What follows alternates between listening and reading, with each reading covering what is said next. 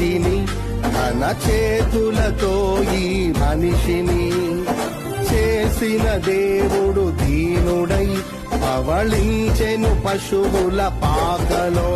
నీ చరిత్రను మార్చు దేవుడు తన మహిమనే నీకిచ్చెను. యూదా ప్రధానులందరిలో నీవు అల్పమైన దానవు కావు. యూదా ప్రధానులందరిలో నీవు అల్పమైన దానవు కావు. స్తుతియో మహిమ ప్రభావము ఎల్లవేళల ప్రభుకే చెందును. స్తుతియో మహిమ ప్రభావము ఎల్లవేళల ప్రభుకే చెందును.